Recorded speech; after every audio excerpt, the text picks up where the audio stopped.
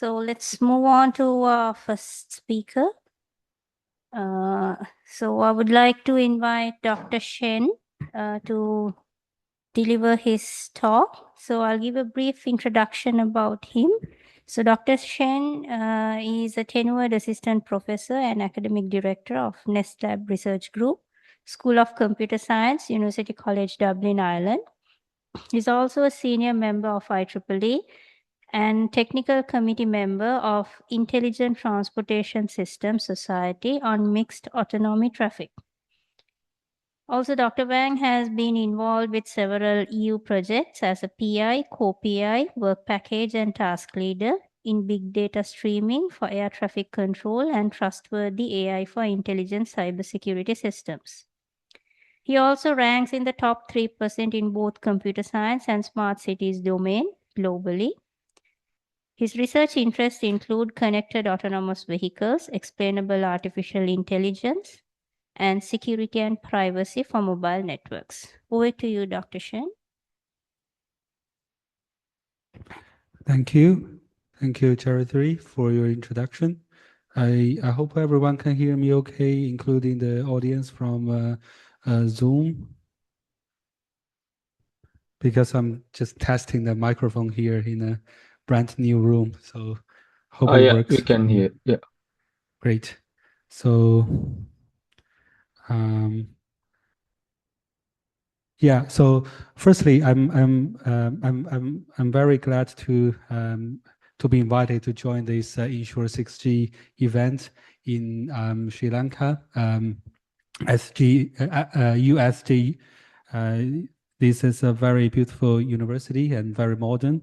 This is my first time here, so yeah, it's my pleasure to give a talk here. And I think just trying to avoid being distracted from my poor camera, I will just keep my camera switched off. But I think so that we can see more bandwidth, and as the audience, you can put more focus on my slides. So I'm Dr. Shen Wang. I'm from University College Dublin. I'm going to give a talk titled Trustworthy AI for Autonomous 6G Networks. So, okay, so I think Carol 3 already introduced me well, so I won't repeat a lot of things again. And so just a brief summary of my research interest. So my research interest stands in between AI and distributed systems. So I'm personally not very interested in AI models or algorithms, but I'm super excited on seeing how to use the AI models and algorithms and systems to solve distributed system challenges. For example, in next generation mobile networks, another example is intelligent transportation systems. So we have, because my research interest is more about applied research, so we have built strong industry connections with a variety of long-term collaborators. And our funding sources are also very diverse, including Horizon Europe, National Fund in Ireland, and also overseas funds in China and Sri Lanka. So just a brief introduction of Nest Lab. So as most of you already know, that Nest Lab is founded by Madhusanka and directed by Madhusanka. And it is back to like 5 years ago, I think, when we get the first round Horizon 2020 Europe funding spatial. We got a funding and we can hire people to do the research that we are excited about using AI and 6G security, and see if there is any exciting match in between them. So then we start setting up this Nest Lab. And Nest Lab is the young but fast growing research group. So just over the past few years, we have got a lot of fundings from different sources, and we can see that our team has been growing a lot. So the majority of them is actually from Sri Lanka. So these very strong support, and I originally from China, and I find it's my pleasure to work with so many different diligent and smart people from Sri Lanka, and I've also learned a lot from working with them. Okay, so and another introduction of University College Dublin. So UCD, University College Dublin, is one of the EU's leading research-intensive universities. We always promote ourselves that has the largest urban campus in EU. So well, there are a lot of names in front of that, which means that you might find an even larger campus in EU university, but it's likely they are not in the urban area. So, but it's a beautiful campus, and especially in summer. So I hope you will get an opportunity to visit us. And UCD is ranked one of the top 100 QS World ranking. We're back to top 100 after like decade. So, and we're always stay in the top 100. Top 1% of the higher education institutes worldwide. We're also Ireland's most globally engaged university, with nearly 40,000 students drawn from nearly 160 countries all over the world.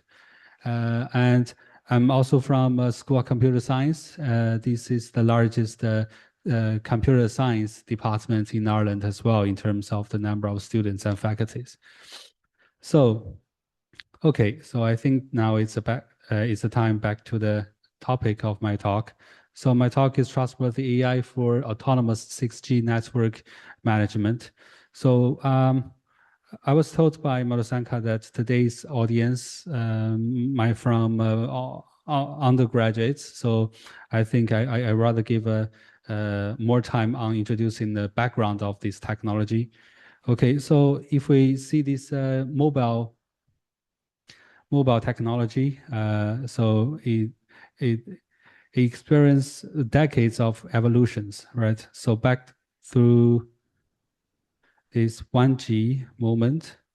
So what is 1G? 1G is actually solving a problem where if people want to call another people, then before 1G, before the first generation, the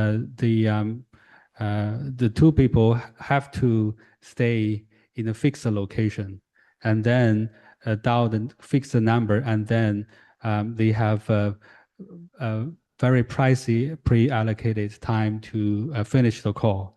So the two people who want to be communicated has to appear at the fixed location, the fixed time together. So because of 1G, this first generation mobile network, we implement this flexibility so that the people who want to be communicated don't have to appear in a fixed location, right? They can walk around the park, they can walk along the street, as long as they can hold this phone and then dial the number, and they can communicate, they can exchange the information. But after 1G, people find a problem that, okay, so we don't have to be in a fixed location, but we have to be in a fixed time. I mean, by mean fixed time means that the both people need to be active at the same time. So is that possible? Like we send the mail, and the sender just write the information and send it, and the receiver don't have to appear and active at the same time when the sender is writing the mail, right? So when the receiver has whenever the receiver has time, then they can open the message, read it, and then reply or not. So in this case, we have moved to second generation mobile network so that people can communicate with no need to be in a fixed location and with no need to be in a fixed time. So after 2G, people find that, okay, it is great. The technology is great. Now I can read the message offline, but it is just message. It's just a textual information. Is there anything that we can make this communication more interesting? So people then thinking about, okay, we can add some pictures in the message. We can add some voice in the message, and we can even enable more diverse communication over the data network. Then we have moved to 3G, which means that you can insert a lot of multimedia things in a message, and also you can even start browsing the internet, which is not available in 2G time. So when the new feature was activated, especially when the mobile user are allowed to visit the internet, we find that there are more and more data that is needed. So then we find that 3G is probably not enough. We move to 4G. So in the 4G time, not only the user are available to visit the internet, they can also use the internet to have some high bandwidth supported service like video on demand and video streaming things. So when the streaming video service is enabled, then people find the video quality is not very good. So it is enabled, but the quality is not good. So we move to 5G now. So in 5G, we have a very stable support for massive connections, and we have a very stable guarantee for each one of the connection in terms of latency, bandwidth, and so on and so forth. So I think 5G, in the 5G time, we find these end users requirements are mostly satisfied. So what about 6G? So if you look back for each generation evolution, you'll find that it's always about performance. It's always about improvement in terms of latency, bandwidth, and reliability things. So it's all about communication technology itself. However, in the 5G time, people find that there are a lot of scenarios that has extreme requirement for telecommunications technology. For example, the autonomous connected vehicles, they need to be having some very critical information within less 1 second, and they need to keep this connection very reliable. So, but these very tough requirements are not really needed for the general public, for the general end users. So when we move from 5G to 6G, we have a wide range of overlapping requirements. If you look at these latest standardization, we find that we have 3 new scenarios and 4 overarching aspects. So are all kind of not very clearly separated from each other. Especially for me, I'm focusing on AI and communications area. And I'm more focusing on how to use these 2 technologies to implement ubiquitous intelligence. Okay, so if you see the big picture of AI-enabled intelligent 6G networks, it's more about the network layer, the control layer, how to use AI technology to instinctively find the best resource allocation so that we can guarantee a certain level of quality control for each end user's network requirement. So now this is a little bit introduction about what is 6G and what is AI for 6G and what is explainable AI. So if we focus on this term, the term was actually officially coined like over 2 decades ago. And the concept of itself can be dated back to 1970s. So it's a long-term terminology, but the importance of explainable AI only draws a huge attention back to DARPA's XAI program, which is about 10 years ago.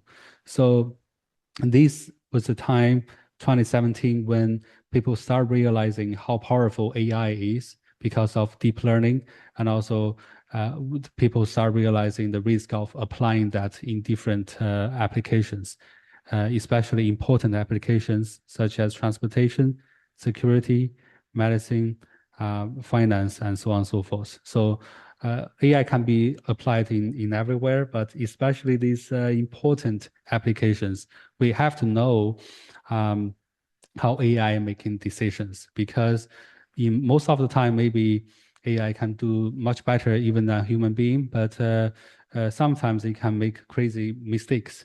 And we want to design a system that is reliable enough to avoid this thing happen.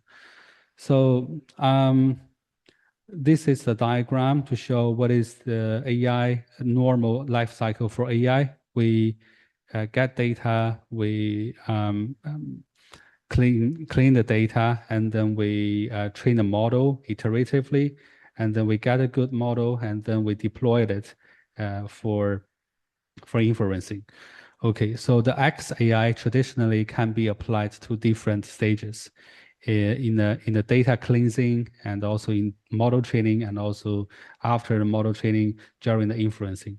So explainable AI are more widely used in the post-modeling explainability, which means after the AI model is applied, when we get a lot of samples about the AI input and AI outputs, we're trying to unbox this so-called black box, how the decision is made in relate to the features, most likely.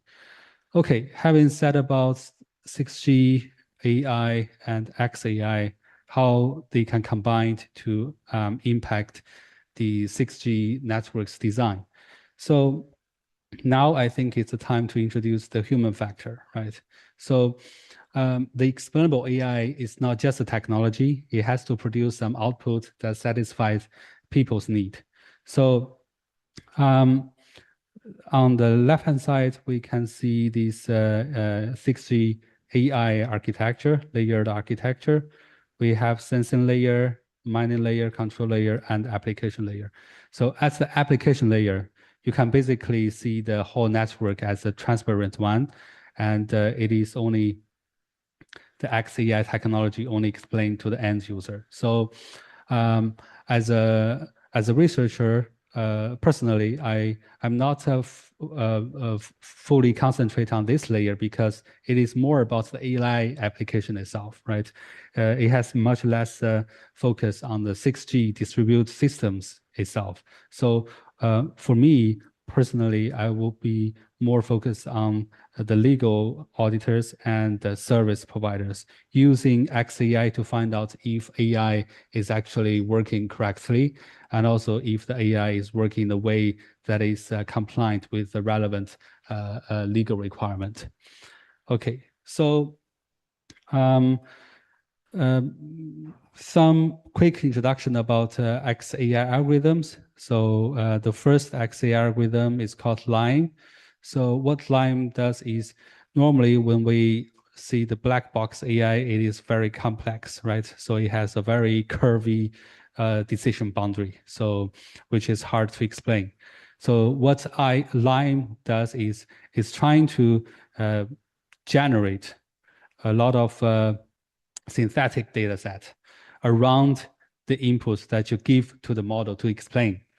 Okay, so then it starts to give the label using this complex model, and then they're trying to train a linear model, and then based on this linear simplified model to give an explanation to rank the input features, which feature is the most important, which is the less important.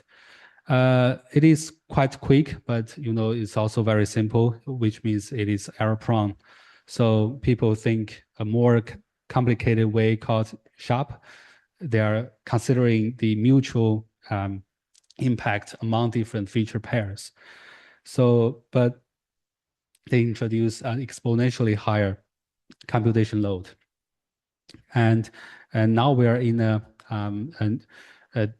deep learning era. So while in terms of feature importance, I think for some traditional machine learning algorithm, it is working well.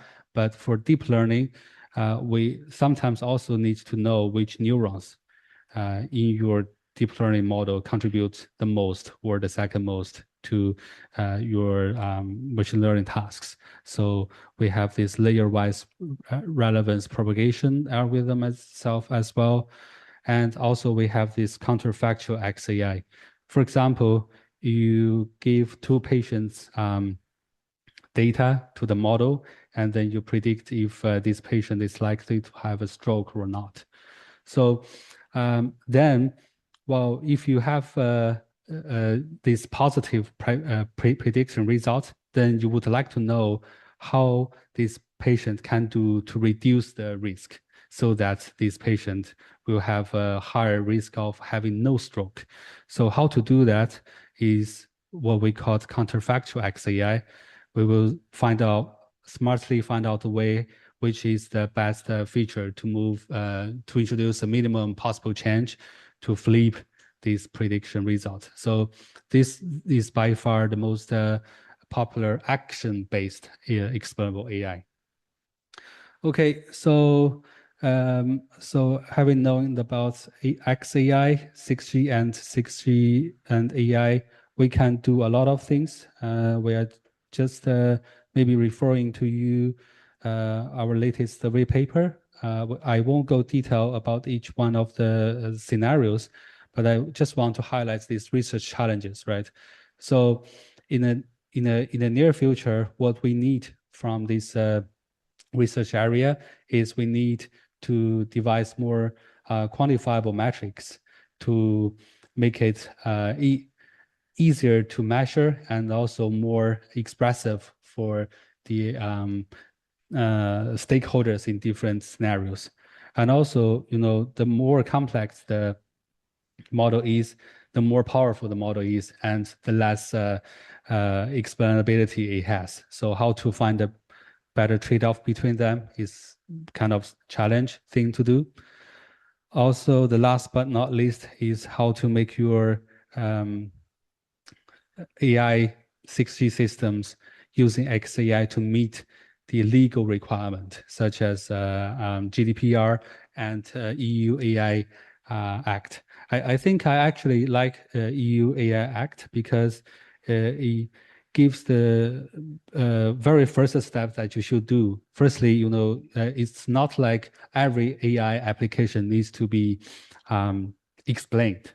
Only the AI application that has some risky factors assessed needs to be explained, especially these high risk things. So if it is unacceptable risk after assessment, then we decide not to deploy it. If it is minimal risk, then we don't need explanation. If it is limited risk, we need to be very careful about how to define the scope of the explanation so that we can differentiate it is not a high, it is limited. Okay, so this is very important, right? So Just a quick introduction about our first EU project, which is exactly about how to apply XAI to 6G network. So again, what the first motivation is that there's no perfect solution for AI systems. We always trying to find a trade-off point between model utility, accountability, security, and privacy. And we focus on the users who is not external stakeholders, right? We are now focusing on the end user, like I said earlier here, right? We're now focusing on the end users because that's kind of more AI things itself. We are focused on internal stakeholders. So we develop this process that based on the existing AI pipeline, which is purely automatic, we require people, the XAI development team, to sit down with the use case owners to know their objective, if they focus more on the model utility more, or accountability more, or security or privacy more. And then we move on to the next step is we provide a full set of metrics, and then they need to select which one of them is the most relevant one to their objectives. And then we start the traditional AI pipeline, and then we start to evaluate them, and then we start to discuss what are the possible actions to improve your AI systems. We have demonstrated this process onto different scenarios.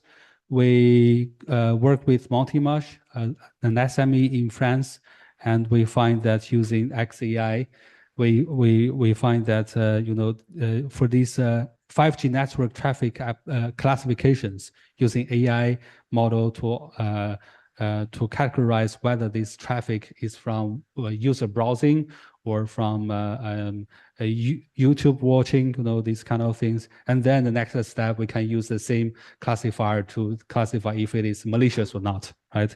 And then we find that if the AI algorithm itself is under attack, whether it's evasion attack or data poisoning attack, we find using XAI, explainable AI, the explanation is changed. So, which means we can use explainable AI to monitor if the system currently under attack or not. And also for malware detection, we find that using explainable AI, we find a subset of features that are very easy for being manipulated by the attackers, but actually not very important for the AI to make the right decision. And another bunch of features are very important for AI to make the right decision, but are not easy for AI attackers to manipulate.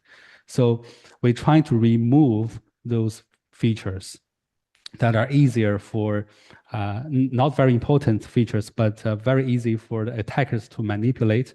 We remove that feature, and we find this model, the improved model, is more resilient to the common AI attacks, but also can achieve a comparable model utility.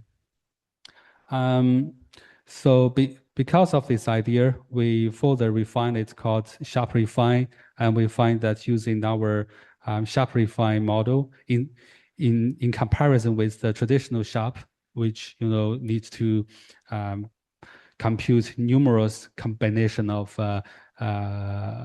feature influence each other, and then we reduce the number of features, and then we can achieve even better prediction result.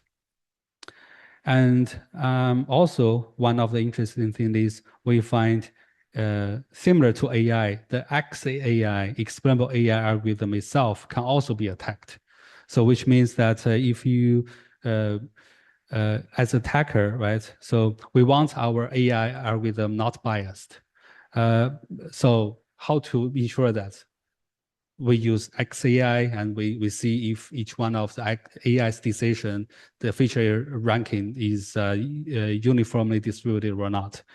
So XAI output is a kind of evidence to make a judgment. However, there's a kind of a scaffolding attack to XAI, and the attacker can do something while you are training your model, AI model, and then the attack can detect whether this is the XAI input or AI input. If it is XAI input, it's trying to create you a malicious result to make you believe that this is an unbiased decision, but it's actually a biased decision. And we apply this work in network security area, and we get a very good publication and citations afterwards. Okay, so that's a quick introduction of me, our lab, our university, and our research. So I'm happy to answer any questions you have, maybe afterwards. I think I have used all my 30 minutes slot. And also, if you are interested in our research, please follow our LinkedIn page. So here is the QR code here. So thank you. Thank you, everyone.